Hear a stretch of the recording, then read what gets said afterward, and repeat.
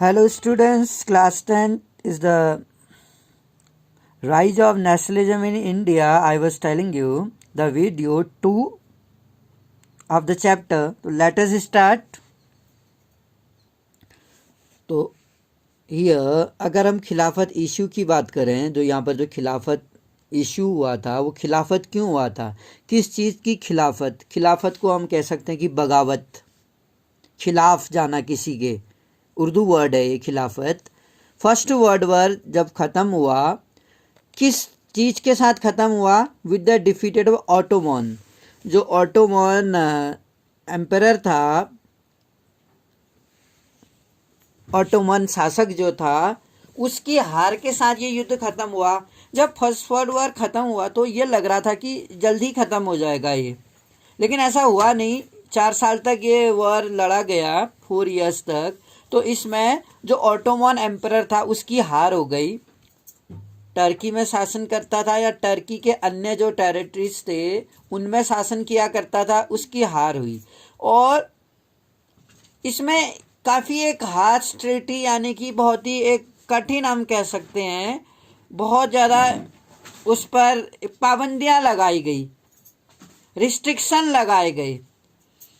जो Ottoman empire था जिसका नाम खलीफा था, खलीफा पर इतने रिस्ट्रिक्शन लगा दिए गए, और जबकि वो पूरी दुनिया में मुस्लिमों का एक स्पिरिचुअल लीडर माना जाता था। तो एक ऐसे लीडर पर जो एम्पायर होने के साथ साथ पूरे एक धर्म से भी जुड़ा हुआ है, उतना उनका आध्यात्मिक एक लीडर है, तो कहीं ना कहीं लोग, पूरी दुनिया के लोग उनसे जुड़े हुए थे। जैसे क्रिश्चियन में पोप जुड़ा होता है, वो पूरी क्रिश्चियन रिलीजन्स का एक धार्मिक नेता होता है पोप, जो रोम में रहता है। ऐसे ही मुस्लिम समुदाय का जो ऑटोमन एम्परर खलीफा था वो आध्यात्मिक नेता था। तो इसको बचाने के लिए पूरी दुनिया में बगावत शुरू हो गई, खिलाफत शुरू हो गई। तो खिलाफत कमेटी बनाई गई खलीफा के पावर को रिस्टोर करने के लिए, कि उनकी शक्तियां कम न की जाए, उनको वो वैल्यू दी जाए। बम्बई में टू डिफेंड खलीफा पावर एक कमेटी बनाई गई बम्बई में मार्च 1919 में, जिसमें ब्रिटिशर्स के अगेंस्ट मूवमेंट चलाया गया।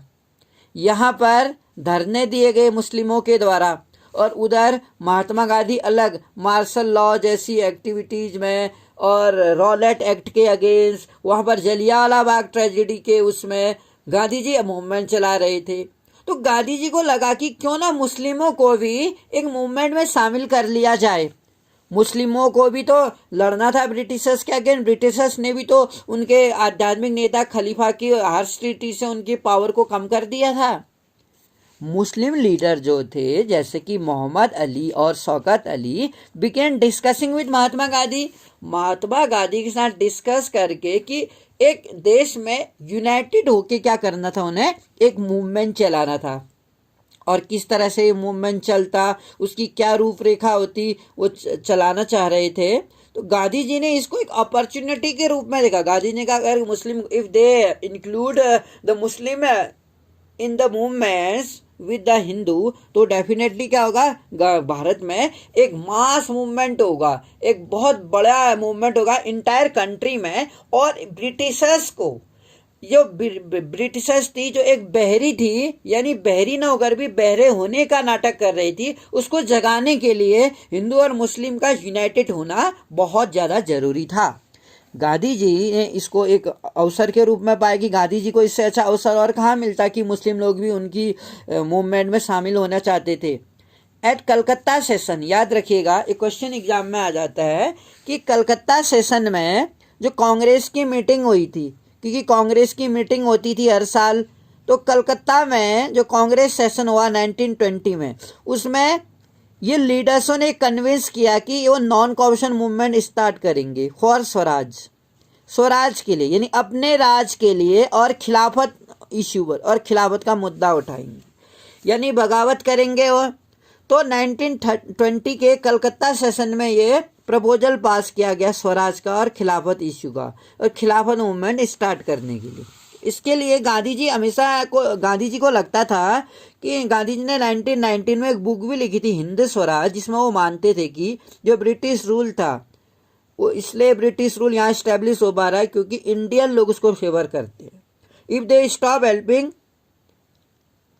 अगर वो ब्रिटिशर्स की मदद करना बंद कर दें, ब्रिटिशर्स को कोऑपरेट करना बंद कर दें, तो क्या होगा, इंडिया जो ब्रिटिश गवर्नमेंट क्या होगी, कोलैप्स हो जाएगी। तो definitely the British government will collapse if the Indian don't favour them.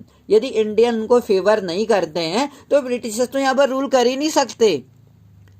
In the beginning Congress one non cooperation movement because to boycott the Congress. शुरुआत के टाइम पर अगर हम देखें तो कांग्रेस थी ना, इंडियन नेशनल कांग्रेस जो 1885 में बनी थी ए.ओ. ह्यूम के द्वारा, याद होगा आपको, verge against non cooperation movement. तो महात्मा गांधी जो इंडिया में नॉन कॉपरेशन मूवमेंट स्टार्ट करने जा रहे थे, खिलाफत इश्यू को साथ लेने जा रहे थे, स्वराज को अपनाने के लिए ब्रिटिशर्स के अगेंस्ट एक मूवमेंट स्टार्ट करना चाह रहे थे, तो बिगिनिंग में कांग्रेस इसके खिलाफ थी। क्यों खिलाफ थी? Due to the boycott the council election boycott नहीं करना चाहती थी, क्योंकि गांधी जी जो मूवमेंट शुरू कर रहे थे नॉन कॉपरेशन, इसमें वो काउंसिल इलेक्शनों का भी बॉयकॉट कर रही थी, और कांग्रेस नहीं चाहती थी कि काउंसिल इलेक्शन का क्या हो, बॉयकॉट हो, क्योंकि काउंसिल इलेक्शन में इंडियन मेंबर भी तो चुन के जाते थे। काउंसिल इलेक्शन के बॉयकॉट के फेवर में जब कांग्रेस नहीं थी, तो इसलिए कांग्रेस ने नॉन कॉपरेशन मूवमेंट का बॉयकॉट किया। They did not want to boycott the election, वो इलेक्शन को बॉयकॉट करना नहीं चाहती थी।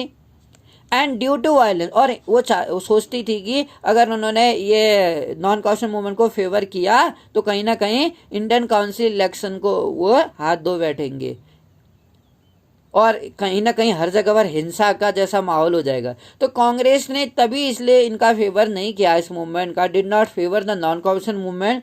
लेकिन नागपुर सेशन 1920 में ही दिसंबर में एक सेशन और हुआ था, याद रखिएगा। एक सेशन 1920 में सितंबर में हुआ, और एक दूसरा सेशन 1920 में ही दिसंबर में हुआ, 2-3 महीने बाद। एक कलकत्ता में हुआ था, तो कलकत्ता में नॉन कॉपरेशन मूवमेंट के लिए, स्वराज के लिए क्या हुआ, एक प्रपोजल पास हुआ था, लेकिन 1920 में पूरा एक्सेप्ट कर लिया गया। तो क्वेश्चन आएगा मैप में, यहाँ पर एक मैप वर्क देंगे एग्जाम में कि किस सेशन में नॉन कॉपरेशन मूवमेंट को एग्रीमेंट मिल गया, यानी कि कांग्रेस के किस सेशन में नॉन कॉपरेशन मूवमेंट को स्टार्ट किया गया। तो वो था Nagpur session accept the movement. अब जो नॉन कॉपरेशन मूवमेंट था 1921 में ये स्टार्ट हो गया था। हम सभी जानते हैं कि 1921 से इसको स्टार्ट कर दिया गया था। कलकत्ता के सेशन में भी इस पर मुस्लिम लीग, जो मुस्लिम कम्युनिटी थी, जो खिलाफत मूवमेंट था, और स्वराज जो था, नॉन कॉपरेशन मूवमेंट्स की एक रूपरेखा बनाई गई थी सितंबर 1920 में कलकत्ता में। फिर दिसंबर में कांग्रेस के सेशन में नागपुर में नॉन कॉपरेशन मूवमेंट को पूरी तरह से कांग्रेस का भी सपोर्ट मिल गया, और नॉन कॉपरेशन मूवमेंट को स्टार्ट करने के लिए उनको वहां से अथॉरिटी मिल गई। अब जो नॉन कॉपरेशन मूवमेंट 1921 में था, मिडिल क्लास जो लोग थे, इसका क्या असर पड़ा, यानी कि ठीक है, गांधी जी ने कहा कि पूरे देश भर में अब हम नॉन कॉपरेशन यानी किसी का भी असहयोग, जिसको हिंदी में असहयोग बोलते हैं, ये आंदोलन शुरू तो किया जाएगा। इसमें क्या किया गया, जो स्टूडेंट थे यहाँ पर एंड टीचर्स जो थे, स्कूलों में होता है बेसिकली इन दोनों का काम, स्टूडेंट और टीचर्स, उन लोगों ने लेफ्ट गवर्नमेंट कंट्रोल स्कूल, जितने गवर्नमेंट के कंट्रोल में यहाँ स्कूल थे उन सबको छोड़ दिया। उन्होंने कहा नहीं पढ़ेंगे, वो किसी भी गवर्नमेंट कंट्रोल स्कूल में न टीचर्स पढ़ाएगा न स्टूडेंट वहाँ पढ़ने के लिए जाएंगे। कॉलेजों में भी, स्कूल और कॉलेजों में स्टूडेंटों ने और टीचरों ने जाना छोड़ दिया। लॉयर गेप अप दियर लीगल प्रैक्टिस, और जो वकील थे जैसे मोतीलाल नेहरू है, चक्रवर्ती राजा गोपालचारी है, महात्मा गांधी हैं, इन सब लोगों ने अपनी लीगल प्रैक्टिस यानी कि अपनी वकालत छोड़ दी। ये लोग कोर्ट में नहीं गए वकालत करने के लिए, इन्होंने छोड़ दिया। और जो इतने यहाँ पुलिसमैन थे उन्होंने बॉयकॉट फ्रॉम सर्विस, पुलिस ने अपनी नौकरी छोड़ दी। काउंसिल इलेक्शन, जो मैंने आपको खास बात बताई थी, जो कांग्रेस जिसके स्टार्टिंग में इसी कारण से काउंसिल इलेक्शन के कारण ही शुरू में कांग्रेस इस मूवमेंट के फेवर में नहीं थी, लेकिन बाद में जब सपोर्ट किया कांग्रेस ने तो काउंसिल इलेक्शन को बॉयकॉट कर दिया गया कि काउंसिल इलेक्शन का बहिष्कार किया गया चुनाव का। इन मोस्ट प्रोविनेंस, बहुत सारे जो प्रोविनेंस थे, जो क्षेत्र थे, उनमें जो इलेक्शंस होते थे उनका बहिष्कार कर दिया पूरे देश भर में, एक्सेप्ट मद्रास, मद्रास को छोड़ के, क्योंकि मद्रास में जस्टिस पार्टी रूल कर रही थी जो नॉन ब्राह्मणों की पार्टी थी, तो इसलिए उन्होंने इलेक्शन का जो काउंसिल इलेक्शंस थे उनका बॉयकॉट नहीं किया जस्टिस पार्टी ने, लेकिन कांग्रेस ने किया। फॉरेन गुड्स वेर बॉयकॉटेड, जो विदेशी कपड़े थे उनका बहिष्कार किया गया, boycott. And liquor shop were picketed, घेराबंदी, यानी कि वो जब बंद कर दिया गया, जिन्हें शराब की दुकानें थी उनकी पिकेटिंग की गई, और कहते हैं कि जो फॉरेन गुड्स थे यहाँ पर उनका क्या किया, लिट बॉन फायर। फॉरेन गुड्स जो थे आपको याद होगा, फॉरेन क्लोथ लिट बॉन फायर, यानी कि उनकी क्या कर दी, होली जला दी। विदेशी कपड़ों की होली जलाई गई, विदेशी कपड़ों का बहिष्कार किया गया और लिकर शॉप की पिकेटिंग की गई। और आपको याद हो तो जो लीडर्स थे, इंडियन लीडर्स थे, दे सरेंडर दियर टाइटल, उन्होंने अपनी जो उपाधियां थी वो लौटा दी। जैसे रविन्द्रनाथ टैगोर ने नाइटहुड की उपाधि लौटा दी थी ब्रिटिशर्स को, राय बहादुर ने, जमनालाल बजाज ने राय बहादुर की उपाधि लौटा दी थी, महात्मा गांधी ने केसर हिंद की उपाधि लौटा दी थी। नॉन कोऑपरेशन मूवमेंट्स देश के कई हिस्सों में चला, जिसमें हर तरफ स्टूडेंट टीचर्स ने घर में रहे, वो in government control school colleges में नहीं गए, लॉयर्स नहीं गए कोर्टों में, पुलिस वालों ने कई जगह पर अपनी जॉब छोड़ दी, और काउंसिल इलेक्शन का बहिष्कार किया गया, और ब्रिटिश गुड्स जो थे उनका बहिष्कार किया गया। तो इस तरीके से जो इतना मूवमेंट चल रहा था पूरे देश भर में ब्रिटिशर्स के अगेंस्ट, तो ब्रिटिश की इकोनॉमी में उसका बहुत ज़्यादा असर पड़ा, क्योंकि जो यहाँ पर ट्रेड मिडिल मैन जो व्यापार करते थे, उन लोगों ने ब्रिटिशर्स गुड्स मंगाने बंद कर दिए, क्योंकि यहाँ बॉयकॉट हो रहा था, कोई नहीं खरीदना चाहता था। तो इसलिए तो हम कह सकते हैं कि कहीं ना कहीं जो ब्रिटिश की इकोनॉमी थी उस पर तो बहुत असर पड़ा, क्योंकि जो 1921 तक जो मिलियंस में जो कारोबार होता था ब्रिटिश का, वो हाफ हो गया, क्योंकि यहाँ पर जो ब्रिटिश गुड्स थे उनका जो बॉयकॉट था वो इतना ज़्यादा देश भर में फैला कि पूरे भारत में से ब्रिटिश गुड्स का बॉयकॉट किया गया। तो इस मूवमेंट के कुछ ड्रॉबैक भी थे। ये जो मूवमेंट चल रहा था पूरे देश भर में, नॉन कोऑपरेशन मूवमेंट 1921 से जो गांधी जी के अंडर चल रहा था, इसकी कुछ कमियां थी। अब कमियां क्या थी, क्योंकि हर जगह पर ब्रिटिश जो क्लोथ थे उसका बॉयकॉट किया गया।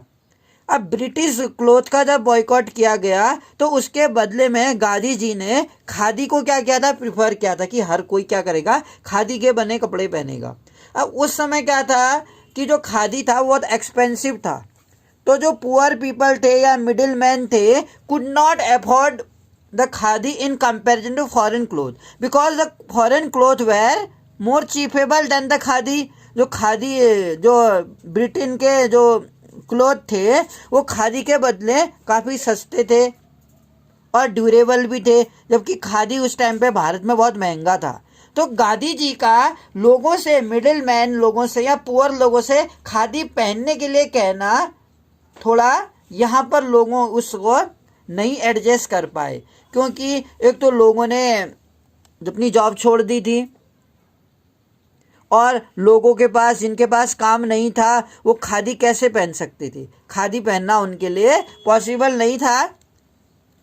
दूसरा कारण, वेरी फ्यू इंडियन इंस्टीट्यूशन। अब जितने यहाँ टीचर और स्टूडेंटों ने स्कूल और कॉलेजेस छोड़ दिए थे, स्कूल कॉलेज में पढ़ना छोड़ दिया, तो उतने ही स्कूल कॉलेजेस यहाँ पर हम इंडियंस लोगों ने सेटअप करने थे, जो कि पॉसिबल नहीं हुआ। और धीरे धीरे धीरे यहाँ पर टीचर और स्टूडेंट भी दोबारा से जो ब्रिटिश कंट्रोल्ड स्कूल थे उनमें जाना शुरू कर दिया, और लॉयर लोगों ने भी प्रैक्टिस के लिए दोबारा से कोर्ट में जाना स्टार्ट कर दिया। दूसरा रीजन ये था।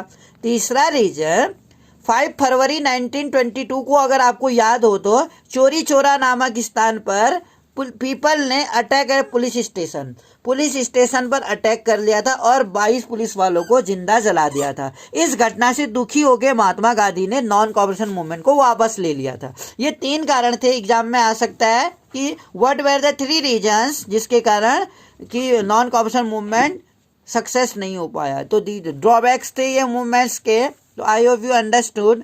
The next part I will continue in next video. Thank you for listening me.